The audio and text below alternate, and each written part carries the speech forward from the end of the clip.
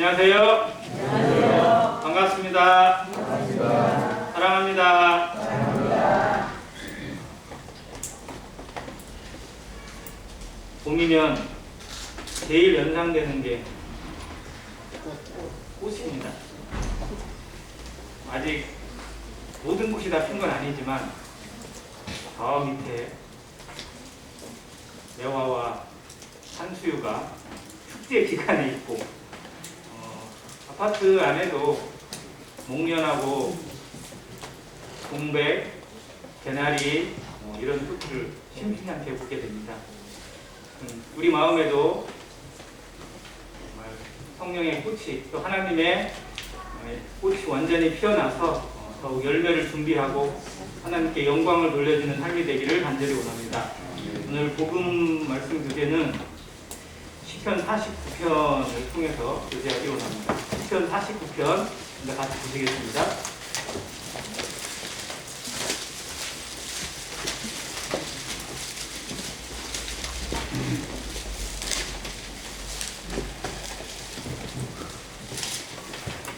1절과 2절 같이 한 목소리로 먼저 읽고 시작하겠습니다. 1절과 2절 같이 읽겠습니다. 시작. 모두 백성들아 이를 들으라. 세상의 어민들아 모두 귀를 기울이라. 빈소 귀천을 감당하고 다 들을지어다. 아멘. 네. 귀를 기울이고 다 들으라고 권면하고 있습니다. 하나님의 말씀, 성경은 들어야 합니다. 믿음은 들음에서 납니다. 그리고 그 들음은 하나님의 말씀, 예수 그리스도의 말씀으로 말미암는다고 말씀해주고 있습니다. 그런데 귀로만 듣는 것이 아니라 무엇으로 들어야죠? 마음으로 들어야 합니다. 생각하고 들어야 됩니다. 묵상하면서 들어야 할 때, 정말 그런가 하고 깊이 상고할 때 정말 말씀이 능력이 되고 믿음으로 우리 마음을 바로잡고 우리 마음을 움직이게 만듭니다. 성령의 감동을 통해서 깨닫게 하시고 그 말씀 앞에 확신하게 하십니다. 그래서 이 시간 단순히 앉아서 듣는 것이 아니라 마음을 열고 우리 마음이 하나님 앞에 낮아진 자세로 듣게 되길 원합니다. 시편 49편을 제일 앞에 위에 제목에 보면 누구의 시라고 되어 있죠? 고라자손의 시라고 되어 있습니다. 시편에 고라자손의 시가 12편이 나옵니다. 42편부터 여기 49편까지가 일단 일부가 되어 있고 84, 85 이런 부분까지 해서 4편이 더 있어서 총 12편의 시가 있어요. 아시는 것처럼 고라는 성경에서 가장 유명한 반역자, 반역자의 대명사 하면 고라가 떠오릅니다. 우리 민족에 있어서 민족의 반역자 하면 누가 떠오르죠? 이완용. 네. 이 시성을 가시는 분들 가운데 혹시 여기 가문에 우리 성씨에 이 씨가 있냐, 이완용 같은 사람이 있느냐라고 욕을 하는 분도 없지 않아 있을 정도입니다. 자, 고라의 자손들입니다. 고라의 후예들입니다. 이스라엘을 대적하고 모세를 대적하고 하나님을 어겼다가 패를 만들고 당을 만들어서 자기를 따르는 사람 250명의 족장들을 거느리고 한번 쿠데타를 일으키려다가 하나님의 징계로 어떻게 죽었죠? 땅이 입을 열어서 그들을 전부 다 수호로 집어넣어버렸어요. 그냥 일반적인 죽음이면 그냥 병들어 죽거나 아니면 단순히 죽게 되면 하나님의 징계가 아니라고 모세가 말할 정도로. 그러나 땅이 입을 열어서 그들을 삼키게 되면 이건 하나님을 거역한 죄라고 선언했을 때 땅이 입을 열어서 그들을 삼켜버렸습니다. 그들과 함께 했던 모든 것들을 다 삼키셨어요. 그런데 고라의 아들들은 죽지 않았어요. 왜? 하나님을 섬겼기 때문에, 하나님 앞에 섰기 때문에. 그리고 그 후예들은 살아남았어요. 그런데 살아남아도 살아남은 게 아니에요. 어딜 가든지 맨날 따라다니는 꼬리표예요. 뭐예요? 너희들은 누구다? 고라 자손들이다. 이 꼬리표가 그들에게 얼마나 숙명이었을까요?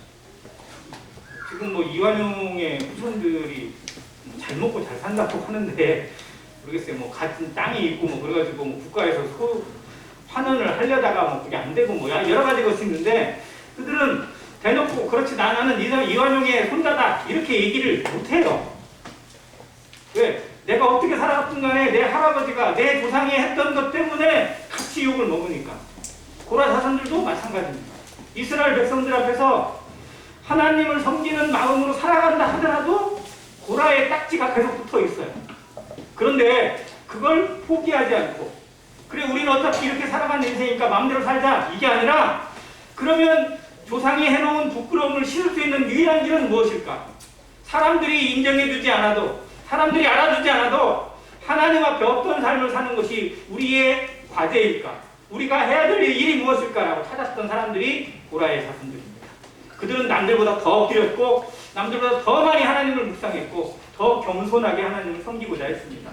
왜? 그 딱지가 있으니까. 일반적인 거 가지고는 안 되는 거예요. 남들보다 배 이상의 노력을 해야 했고 배 이상의 엎드림이 필요했습니다. 그렇게 해서 그들은 하나님 앞에 붙들려졌고 하나님의 성전에서 일하는 자가 되었고 성막에서 노래하는 자가 되었고 그리고 여기에 하나님 앞에 시편을 올려 부르는 영광을 누리게 하셨습니다. 하나님은 하나님을 찾는 자들에게 영광 받으시고 하나님을 간절히 찾는 자에게 나타내 보이십니다. 하나님을 사랑하는 자에게 사랑하시고 하나님을 경외하는 자에게 지혜를 주시고 명철을 허락하십니다. 그것을 고라 자손이 받아서 이제 하나님을 경외하는 세상 사람들에게 하나님 앞에 어떻게 살아갈지를 알려주는 선지자의 노릇까지 하는 역할을 맡게 하셨어요. 그게 시편 49편입니다. 그래서 들으라는 겁니다. 우리는 이런 부끄러움을 가지고 살아왔지만 하나님 앞에 이런 자세로 살아왔다라고 고백하면서 세상 모든 거민들아 하나님 앞에 그 말씀을 들으라는 겁니다. 그 앞에서 생각해보고 들어보라는 겁니다. 그러면서 정말 하나님 앞에 살아가는 것이 무엇인지 인생이 살아가는 모습과 비교해주면서 이야기합니다. 우리가 너무 잘 아는 부분이 있는데요. 6절부터 같이 읽어드리겠습니다. 자기의 재물을 의지하고 부유함을 자랑하는 자는 아무도 자기의 형제를 구원하지 못하며 그를 위한 속전을 하나님께 바치지도 못할 것은 그들의 생명을 속량하는 값이 너무 엄청나서 영원히 마련하지 못할 것입니다. 돈을 자랑하는 사람들, 돈을 자랑하는 세상을 향해서 경고합니다. 아무리 돈이 많아도 아무리 재산이 많고 모든 것이 풍부해도 뭐 하나 갚을 수가 없어요? 죄를 속할 수가 없다는 겁니다. 하나님 앞에 그 속전을 드릴 수가 없습니다. 돈으로 해결할 수 있는 일들이 많겠지만 죄의 문제는 인생의 문제는 돈으로 해결이 안 된다는 것을 경고해주고 있습니다. 그러면서 여기 40편의 두 구절의 말씀이 결론인데요. 12절과 20절입니다. 먼저 12절을 같이 읽겠습니다. 시작. 사람은 존귀하나 강구하지 못하며 멸망하는 짐승 같도다. 사람은 존귀합니다. 왜 사람이 존귀하죠? 사람이 머리가 똑똑해서? 사람이 막 몸이 날렵하고 빠르고 강해서? 아니잖아요. 사람보다 빠른 동물 많아요, 적어요? 많습니다. 엄청나게 많아요. 사람보다 힘센 동물 많습니다. 사람보다 잘생긴 동물 있어요? 그건 잘 모르겠어요. 근데 강아지, 예쁜 강아지나 예쁜 막 이런 것들 보면 정말 사람보다 잘생긴 것도 있는 것 같긴 해요. 자, 외모든지 능력이든지 가지고 있는 힘이나 모든 것은 동물이나 사람이나 별 차이가 없어요. 그런데 사람은 존귀합니다. 동물과 다릅니다. 근데 유물론적 관점을 가지고 진화론을 믿고 있는 사람들은 사람이나 동물이나 같은 거예요. 사람은 존귀하지 않습니다. 그들에게. 왜? 사람이 어디서 왔는데? 원숭이에서 왔고 동물에서 왔고 더 미개한 것에서 사람이 진화돼서 왔다고 하면 사람이 뭐가 다르겠어요? 근데 사람은 왜 존귀한가? 하나님으로부터 왔기 때문입니다. 동물들이 없는 것이 있고 동물들에게 흉내낼 수 없는 것을 하나님이 주셨기 때문에 그렇습니다. 그래서 창세기 2장 말씀 또 창세기 1장에 나와 있는 창조에 대해서 사람들은 겸손하게 생각하고 드려야 됩니다. 정말 사람이 어디서 왔는가? 이 세상은 어디서 왔는가? 하나님이 천지 창조를 하셨다면 나는 누구의 것인가? 깊이 생각해야 됩니다. 이게 해결이 안 되고 이게 문제가 해결이 안 되는데 무엇을 믿고 무엇을 해결할 수 있겠어요? 내가 어디서 왔는지 나는 하나님부터 왔습니다. 나는 원숭이가 진화한 게 아니에요. 뭐 이상한 동물들이 뭐 어떻게 결합을 해가지고 어떻게 돼서 진화되고 몇천 년이 흐르고 몇만 년이 흐르고 그러면 나아진다고요? 그러면 예전에 있던 동물들이 있으면 안 되죠. 다 진화해서 다 뭐 고등생물이 되거나 다 인간이 되거나 했어야죠. 왜 그게 그대로 있어요? 하나님이 그렇게 정하셨고 그렇게 창조하셨고 그렇게 설계해서 주셨기 때문에 지금 이 모양, 이 모습으로 지금 하나님을 섬기고 있는 겁니다. 근데 모든 생물들에게 하나님이 흙으로 생명을 주시고 육체를 갖게 하셨어요. 사람만 흙으로 지으신 게 아니고 개도 원숭이도 코끼리도 흙으로 지으셨습니다. 그래서 그들은 죽으면 뭘로 돌아가요? 흙으로 돌아갑니다. 자, 그걸로 보면 사람이나 동물이나 같은 것에서 왔어요. 그래서 이 몸뚱아리는 동물이나 사람이나 별 차이가 없어요. 그런데 뭐가 달라요? 동물에게 없는 거 영입니다. 하나님이 그 코에 생기를 불어넣으셨어요. 우리에게만, 사람에게만 유일하게 하나님이 생기를 불어넣으셨어요. 이게 하나님의 형상입니다. 이 얼굴이 하나님을 닮은 게 아니라 하나님의 영이 우리 안에 들어있기 때문에 하나님의 마음과 하나님을 알 수 있는 그 능력이 우리에게 들어왔기 때문에 우리가 하나님의 자녀요, 하나님의 형상을 닮은 인생입니다. 그래서 존귀합니다. 창조자의 능력이 우리에게 들어왔기 때문에 창조주 하나님의 권능이 그 영이 우리 안에게만 사람에게만 있기 때문에 사람은 존귀한 것입니다. 그런데 이 존귀함을 걷어차고 동물처럼 살아간다면 짐승처럼 살아간다면 불쌍한 거예요. 앞에 있는 내용이 그거예요. 돈만 알고 돈이 최고인 줄 알고 돈으로 모든 걸 해결할 수 있다고 살아가는 세상 사람들, 이 사람들은 여기 말씀 그대로입니다. 존귀하나 뭐한다고요? 장구하지 못하며 스스로 걷어찬 거예요. 장구하다라는 얘기는 영원한 존재라는 겁니다. 근데 영혼을 잃어버렸어요. 하나님은 모든 사람에게 영혼을 사모하는 마음을 주셨습니다. 그래서 본능적으로 사람은 영혼을 알아요. 영생을 소망하는 마음이 있습니다. 근데 이걸 속이고 이걸 드러내지 않고 이걸 찾지 않고 헛된 것만 찾고 있는 인생들, 죄에 속아서 사단에게 속아서 돈이 인생을 해결할 수 있고 돈이 행복의 모든 것이라고 착각하고 살아가고 돈과 권력과 자기 소유를 찾고 있습니다. 사람들이 좋아하는 것들이 있어요. 돈도 좋아하고 또 뭘 좋아하죠? 명예도 좋아합니다.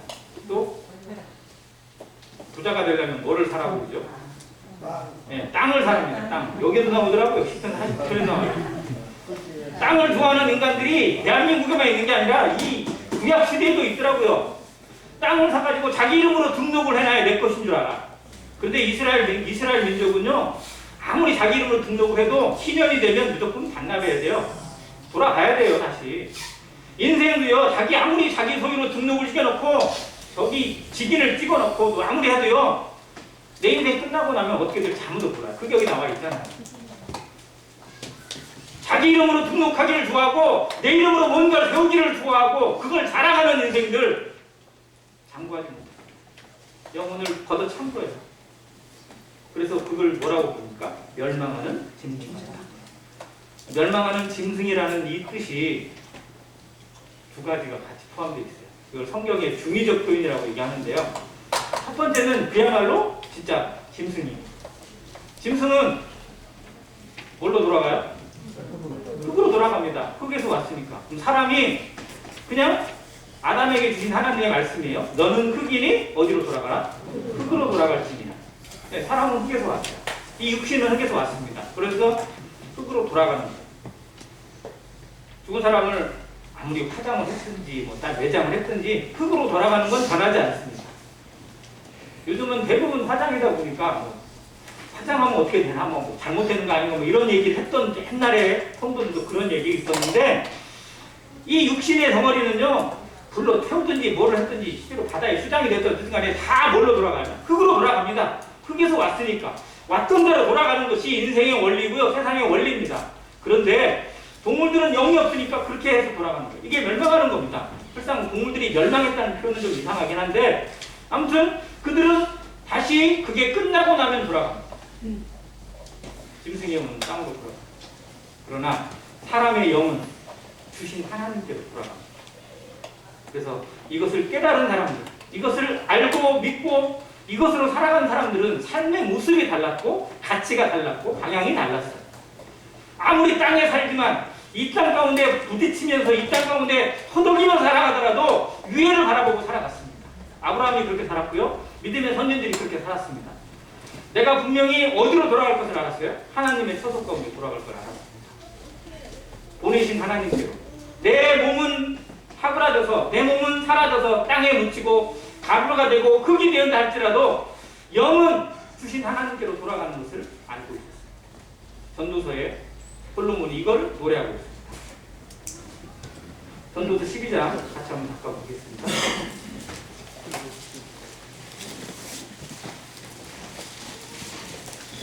전도서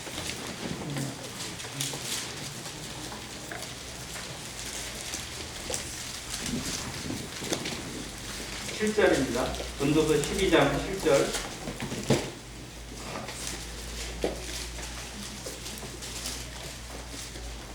같이 읽겠습니다. 시작. 흙은 여전히 땅으로 돌아가고 영은 그것을 주신 하나님께로 돌아가기 전에 기억하라. 네. 흙은, 여기서 흙은 사람의 몸뚱아리를 의미합니다.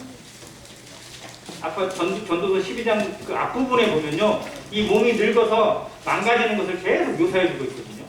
이도 빠지고 허리도 구부러지고 뭣도 되고 뭐 귀도 안 들리고 눈이 어떻게 되고 막 몸이 늙게 되면, 몸이 노화되면 어떠한 증세가 나타나는지 쭉 설명을 했어요. 그런데 그것들은 어디로 돌아가요? 땅으로 돌아갑니다. 그러나 영은 그것을 주신 하나님께로 돌아가요.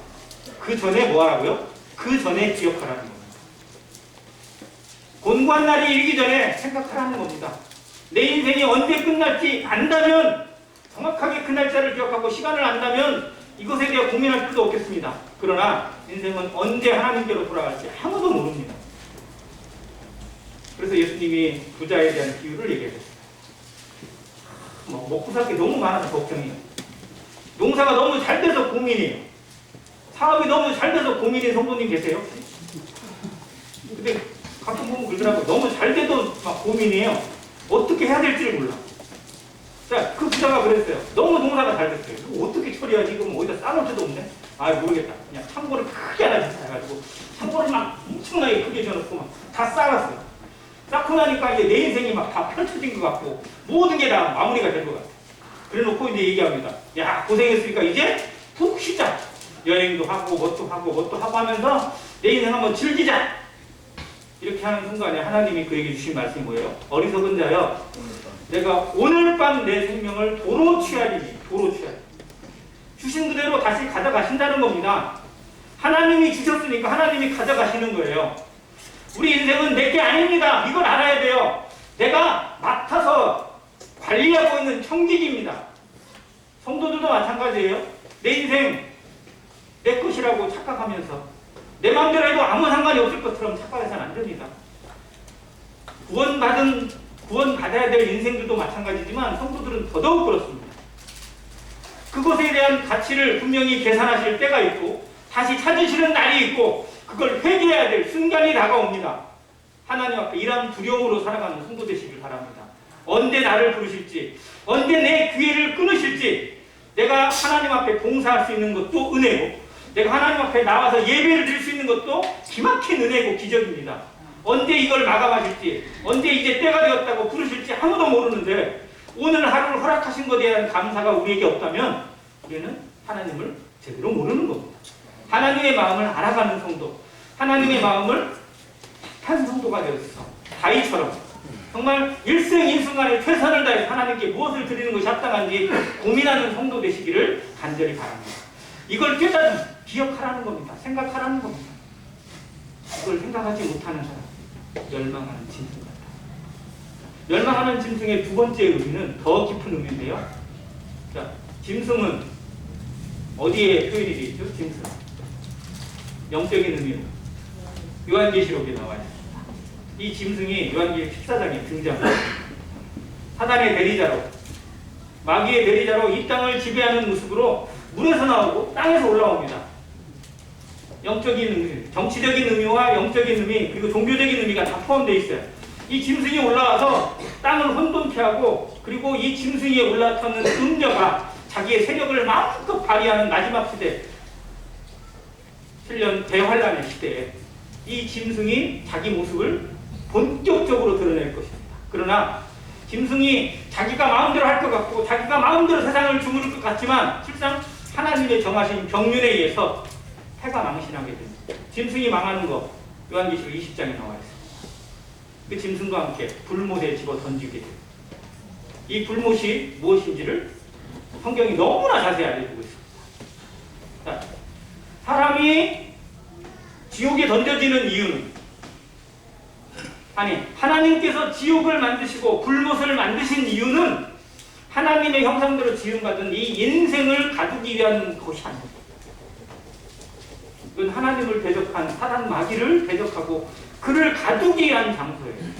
근데 마귀가 혼자 갈 수 없어서, 혼자 가는 게 너무 억울해서 누구를 데려가요? 하나님의 형상대로 지음받은 존귀하다고 여겨지는 인간들을 끌고 갑니다. 제 사슬로 얽어매가지고 다 고리를 껴가지고 너 내 거야, 너 내 거야, 나 따라와. 그래서 자기 혼자 안 죽고 남을 끌고 들어가는 그런 것을 뭐라고 부르죠? 물귀신이라고 합니다. 이 사단이 물귀신 전략을 쓰고 있는 거예요. 어떻게 나 혼자 죽고 어떻게 나 혼자 떨어져? 너도 같이 가.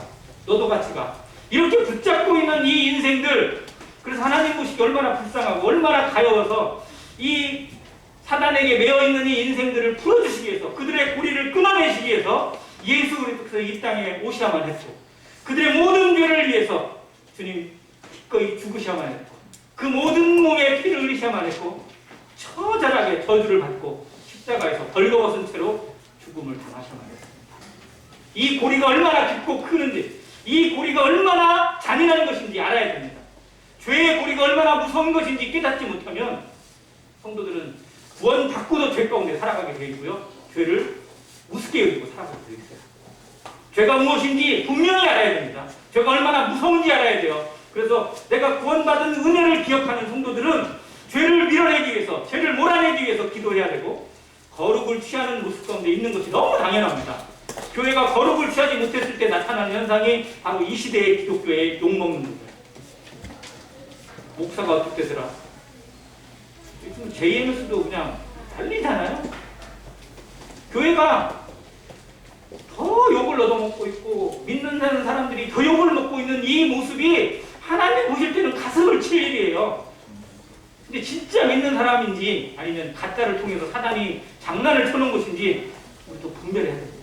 그래서 정말 두려움 가운데 있어야 돼요. 성도들이 그런 소식을 들을 때마다 정광훈이 욕만 할 게 아니라 정말 우리는 어떠한지, 나는 어떠한지 돌아봐야 됩니다. 나는 정말 하나님의 자녀다운 삶과 향기로 세상에 소금이 되고 있는지 우리 자신을 돌아보시길 간절히 바랍니다. 그것이 안양교회 모든 성도들에게 있어 기도 제목이 되어져서 적어도 이 전주 땅에서, 아니 내가 가는 모든 곳에서 하나님을 나타낼 수 있는 복음의 빚진 자가 되어지기를 간절히 바랍니다. 자, 이걸 깨닫지 못하면 이 짐승처럼 되어져요. 짐승 따라가는 거고요, 마귀 따라서 지옥에 던져지는 거예요. 멸망하는 짐승입니다. 예정되어 있어요. 사형 판결을 받았어요. 예수 그리스도가 십자가에 죽으셨을 때 마귀는 머리가 깨졌어요. 그게 하나님께서 창세기 3장에 예언하신 예언의 그림자입니다. 여자의 후손과 뱀의 후손을 얘기하는 거예요. 뱀의 후손은 여자의 후손에 뭐를 상하게 해요?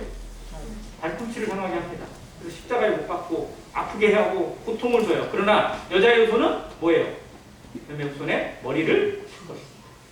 머리가 깨졌어요. 이미 사형 언도를 받았습니다. 근데 사형 집행이 아직 안 이루어진 것 뿐이에요. 마지막 발악을 하고 있습니다. 여기에 걸려 넘어지는 어리석은 인생 되지 않기를 간절히 바랍니다. 멸망하는 짐승처럼 될 수 있다는 겁니다. 무엇을 위해 살아가는지를 다시 바라는 겁니다. 13절에 이렇게 되어 있어요. 이것이 바로 어리석은 자들의 길이며 그들의 말을 기뻐하는 자들의 종말이로다. 마지막이 무엇인지를 생각하라는 겁니다. 자, 17절. 그가 죽음에 가져가는 것이 없고 그의 영광이 그를 따라 내려가지 못합니다. 자기가 지금까지 무엇을 위해 살았든지 간에 그것이 내 인생이 끝나는 그 시점에 다 내려놓고 가는 거예요. 그런데 무엇을 남겨놨는지 보라는 겁니다. 앞에 보니까 자기 이름으로 땅을 남겨놓고 재산을 남겨놓고 돈을 남겨놓고 뭘 남겨놨어요. 그것을 자식들이 잘 먹고 잘 살 것 같고 자손들이 대대손손 평화를 누릴 것 같았는데 실상은 그가 죽고 나면 자식들이 그것 때문에 좋아질지 더 어려워질지는 아무도 모르잖아요. 우리나라의 기업가들 중에 정말 존경할 만한 기업가들 참 많습니다. 대기업을 이루고 정말 아무것도 없는 밑바닥에서 정말 엄청난 노력을 통해서 이루는 사람들 참 많잖아요. 현대그룹을 일으키는 정주영도 진짜 얼마나 많이 노력했고 얼마나 남들보다 더 잠도 안 자면서 얼마나 많이 노력을 했겠어요. 그런데 그가 남겨놓은 것들이 자식들에게 정말 복인지 아니면 화가 된 것인지, 그렇게 잘 나가는 집안에서 자식들이 왜 이렇게 많이 죽고 자살을 하고 그게 정말 행복이었을지. 대한항공을 세운 조중현 회장이 정말 아무것도 없는 트럭 운전사로 시작을 했습니다. 트럭 운전사였어요. 그냥 그 기사였어요. 그런데 정말 어느 날 인천공항에 이렇게 짐을 실어 나르는데요. 우연히 어떤 분이 어떤 여자분이 아무것도 못하고 막 이렇게 막 안절부절 하고 있는 모습을 봤대요. 근데 자기도 바쁘니까 그냥 가야 되는데 갈 길이 안 떨어지더라고요. 그래서 하지도 안 되는 그런 말을 가지고 거기 가가지고 외국인이었거든요. 이야기를 붙이고 뭐 하면서 해보니까 뭐 어떤 사정이 있더래요. 그래서 야, 시간이 없지만 내가 이건 도와줘야겠다라는 마음이 들어가지고 그 노무를 어떻게 보면 이렇게 도와주고 이렇게 했대요. 근데 거기서 이제 계속 막 하다 보니까 뭐라도 연락처를 달라고 이름이라도 알려달라고 이런 식으로 연락이 왔대요. 뭐 그냥 괜찮다고 하다가 알려졌는데 나중에 돌고 돌아가지고 나중에 찾아왔는데 그분이 미 8군 사령관의 어머니였어요. 그래서 미 사령관이 저를 불러가지고 뭐를 원하느냐라고 했더니 돈이나 이런 게 아니라 자기는 이 일을 하는 사람이니까 미 8군에서 나오는 모든 것들 그 물건을 내가 처리하게 해달라고.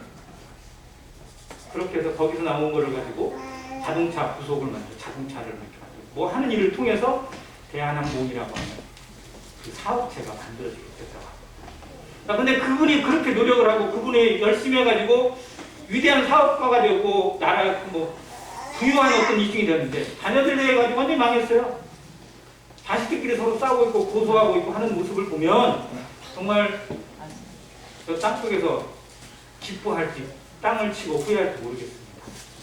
이게 시편 그대로 나오잖아요. 그가 죽음에 가져가는 것이 없고 그의 영광이 그를 따라가 내려가지 못합니다. 이게 세상의 모습이고 인생의 모습인 걸 알아야 됩니다. 이 땅에서 발버둥 치고 살아가는 삶의 목적이 무엇인지 다시 보라는 겁니다. 돈이 인생의 행복이라고요? 명예가 세상의 모든 것이라고요? 아닙니다. 이건 속임수입니다. 속보이는 겁니다. 거짓입니다. 사단이 인생을 올가맸고 자기 따라가게 만들기 위해서 뿌려놓은 독에 마약에 걸려 넘어진 겁니다. 그것에 취해가지고 인생이 그것에 살아가도 괜찮은 것처럼 그게 있는 동안만큼은 그럴싸해 보이니까. 그런데 그 마지막에 오게 되면 깨닫게 됩니다. 얼마나 비참하게 살아왔는지, 얼마나 속고 살아왔는지. 그래서 이거를 살아생전에 생각하고 깨달으라는 겁니다. 이걸 깨닫지 못하고 살아가는 인생들 너무 바쁘게 살아가. 조선시대보다 지금 빨라졌어요? 느려졌어요? 조선시대 때 전주에서 한양까지 가려면 얼마쯤 걸렸을 것 같아요? 계속 보름은 걸렸겠죠. 아무리 걸음이 빨라도 일주일은 걸어갔습니다. 지금은 어때요? 아침에 가서 볼일 다 보고 그냥 여유있게 내려와요. 하루면 모든 일 다 끝납니다. 얼마나 빨라졌는지 몰라요. 자, 2세대 컴퓨터, 286 써보신 분, 286 컴퓨터 써보신 분, 써보셨어요? 네, 지금은 어때요? 그때보다 지금 얼마나 빨라진 것 같습니까? 진짜 몇천 배, 몇만 배는 빨라진 것 같아요. 제가 대학교 1학년 때 컴퓨터 교육이 있었거든요. MS 도스를 배웠어요. 이 플로피 디스크 딱 집어넣고 돌리는 거거든요. 딱 넣어놓고 C 누르고 땡땡 누르고 딱 엔터 칩니다. 그리고 화장실 갔다 와요. 붙어 부팅이 될 때까지, 얘가 구동이 될 때까지 시간이 한 1분 30초가 걸려요. 지금 한번 스마트폰 딱 해서 눌렀는데 1분 30초 걸린다고 해봐요. 그럼 애들이 어떻게 할게요? 집어 던져버리지. 뭐하러 갖고 있어. 지금은 1초도 못 기다려요. 이렇게 빨라졌는데, 이렇게 엄청나게 첨단을 걷고 있는데 사람의 삶은 그만큼 여유가 있어졌어요? 아니요, 더 바빠졌어요. 더 정신없어졌어요. 뭐 이거 안 하면 안 될 거고 저거 안 하면 망할 것 같고 막 이것도 해야 되고 저것도 해야 되고 할 게 더 많아졌어요. 이게 뭐예요? 사단에게 속고 있는 겁니다. 사단이 인생을 행복이라는 그 올무를 씌워놔가지고 돈이라는 거, 명예라는 거, 지식이라는 거 모든 거 다 씌워놔가지고 이건 안 하면 안 되고 저거 안 하면 망할 것 같처럼 다 풀려놨어요. 학생들 정말 장난 아니게 살아갑니다. 학생을 가르치는 부모들 눈끝을 수 없이 바빠요. 그런데 정작 자기의 인생은 내 영혼에 대한 문제는 얼마큼 고민하냐고요. 진짜 소중한 내 인생의 문제, 하나님을 만나는 문제에 대해서 단 1분도 생각 안 해요. 바빠서 할 생각이 없고. 복음 들어보자, 교회 가보자 그러면 나중에. 지금은 바쁘니까. 그럼 내년에는 시간이 나겠냐고요. 내후년 되면 더 여유가 생기겠냐고요. 아니요. 세상은 더 바빠집니다. 더 바쁘게 돌아가게 되어 있어요. 마지막이 더 가까우니까. 거짓 선지자들은 더 많아질 거니까. 영적인 문제는요, 지금 해결 안 하면 나중에 없습니다. 내가 언제 끝날지 모르고 내 인생이 언제 끝날지 모르는데 무슨 나중에 어디 있어요. 바로 지금 하나님 앞에 나와 있는 지금이 가장 소중한 시간이고, 지금 하나님 앞에 내 인생의 문제를 정직하게 내려놓고 고백하지 않으면, 성도들도 지금 이 순간에 하나님의 말씀에 엎드리지 않으면 내일 없습니다. 내일은 더 충성할 거라고요. 오늘 못한 충성 내년에 더 하겠다고요? 누가 누구의 인생을 장담할 수 있고 누가 누구의 책임질 수 있어요? 지금 이 순간이 하나님 앞에 충성하고 하나님을 만날 유일한 시간이라는 사실을 잊지 마시고 이걸 깨달아야 합니다. 그래서 20절에 이렇게 고백합니다. 같이 읽겠습니다. 시작. 존귀하나 깨닫지 못하는 사람은 멸망하는 짐승이다. 존귀하지만 이 존귀를 가지고 있지만 깨닫지 못하고 살아가는 인생은 멸망하는 짐승이라 다르더라고요. 얼마나 안타까워. 하나님이 주신 이 최고의 가치를 가지고도 엉뚱한 데만 계속 시간 낭비하고 하나님을 영화롭게 하거나 하나님을 만나거나 하나님께 돌려드리는 거 하나도 없이 자기 자신을 위해서 최선을 다해 살았다고 했어요. 그런데 살아온 것 계산해 보니까 아무것도 남는 게 없어요. 헛되고 정말 헛된 인생 살아가다가 헛되게 살아가도 그것으로 끝난다면 그나마 다행인데, 그 뒤에 한 번 죽는 것은 사람에게 정하신 것이요 그 후에는 뭐가 있어요? 심판이에요.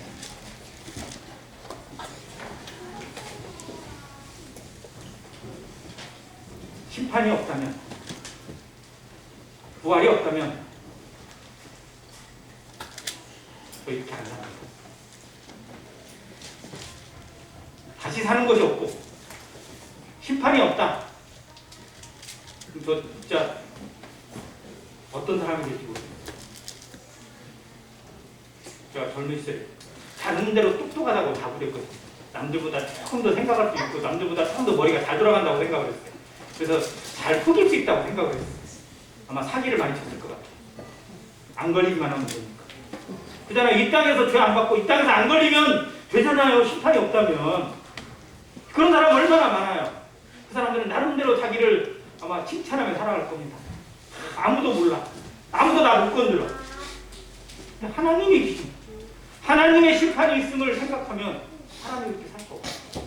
자, 볼게요. 심판이 없는 게 공의 같아요? 심판이 없어도 될 것 같습니까? 정말 억울한 일 당하고 그냥 남들 다 사기치고 등쳤는데 이 땅에서 벌을 안 받아. 그런 사람 있어요? 없어요? 없어요? 이 땅에서 공의가 이루어지고 있어요? 아니요. 자, 근데 하나님의 심판이 없어도 되겠어요? 자, 그렇게 나쁘게 다 불러요. 사람들 막 피눈물 나게 만들었는데 아무 일도 없이 끝나고 그냥 그게 끝이야. 그럼 되겠어요? 그러면 정말 하나님이라고 인정받을 수 있겠어요? 아니잖아요. 하나님은 공의 하나님입니다. 그 행한 대로 반드시 갚으셔야 되고 그렇게 하셔야 하나님입니다. 그래서 사랑의 하나님 찾기 전에 먼저 공의 하나님을 아셔야 돼요. 지옥이 없으면 좋겠죠. 그러나 지옥은 반드시 있어야 됩니다. 왜? 그 행한 대로 벌을 받지 않는다면 그건 하나님의 공의가 아니니까. 근데 그 지옥에 더 나쁜 짓을 한 사람은 가야 되고 나는 가기 싫어요. 그러면 나의 태도가 바뀌어야죠. 나의 자세가 바뀌지 않고 무엇이 달라지길 바라요. 나를 위해서는 지옥의 문이 좁아지고 지옥이 취소되어지길 바라요. 하나님이 나는 봐주시고? 아니요, 그게 아니에요. 하나님은 그런 하나님이 아니세요. 하나님은 정말 누구보다도 공평하신 하나님이십니다. 모든 사람에게, 아니 하나님이 없다고 저주하고 하나님을 또 떠드는 사람들에게도 햇빛 내려주시고 공기 주시고 살아가게 하시잖아요. 이게 공의의 하나님의 정말 공평하십니다. 그런데 그 대가는 반드시 치러야 됩니다. 행한 대로 반드시 갚게 되어 있어요. 어떻게 살아왔는지 자신을 돌아보시기 바랍니다. 우리 자신을 조금만 생각해 보면요, 하나님 앞에 내 인생을 조금만 들여다보면 엎드리지 않을 수가 없어요. 내가 죄인이라는 사실을 고백하지 않을 수가 없어요. 죄진 게 없다고요? 돌아보세요. 하나님을 모르는 게 있는데 그게 가장 큰 죄입니다. 하나님께 영화를 드리지 않고 하나님께 감사하지 않은 게 가장 큰 죄인데 내가 지금까지 어떻게 살아왔냐고. 성도들 구원받았으니까 됐다가 아니라 정말 구원받았으니까 진짜 시작해야 됩니다. 제대로 시작해야 됩니다. 하나님 앞에 내 인생은 어떻게 주어진 기회를 최선을 다해 하나님께 영광을 돌릴 것인지 고민하고 또 고민해야 됩니다. 믿지 않는 자들보다 더 부지런히, 믿지 않는 자들과 차원이 다른 모습 가운데 열정적으로 살아가시기 바랍니다. 아직도 구원받지 못한 인생 고민해 생각해야 됩니다. 나는 존귀하게 지음받았습니다. 하나님의 형상대로 하나님의 자녀로 세움받았습니다. 인간은 누구보다도 뛰어난 존재입니다. 하나님은 알 수 있는 것을 우리 가운데 심어주셨습니다. 우리 양심이 알고요. 밖에만 나가보세요. 들판을 보시고 하늘을 바라보시고 저 들을 바라보고 시냇가 호수를 바라보세요. 하나님이 정말 아니세요? 만물 속에 하나님이 다 보여주세요. 증거입니다. 또한 성경을 보세요. 성경에 하나님이 누구신지 분명하게 기록되어 있습니다. 이런 증거가 있어서 핑계할 수 없어요. 난 하나님을 몰랐습니다. 나는 몰랐어요. 아무도 알려준 사람이 없어요. 이렇게 말할지는 몰라도요, 내 양심을 거스를 수는 없어요. 그래서 그 앞에 가면 내 입으로 스스로 직구하게 되어 있습니다. 그날이 오기 전에 생각하고 그때가 되기 전에 깨달아야 됩니다. 지금 하나님께 돌아오십니다. 주님이 공중에 만약에 임하실 때, 아니 내 인생을 하나님이 부르셨을 때 늦습니다. 언제 하나님이 다시 오실지, 언제 예수 그리스도가 이 땅에 공중내림하시고 교회를 부르실지, 언제 내 생이 마감될지 아무도 모르기에 바로 지금 하나님 앞에 내 자세를 바로 잡길 바랍니다.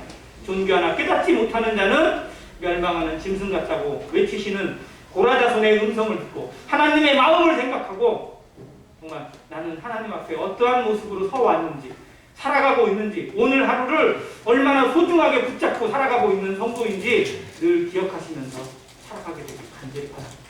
이상입니다.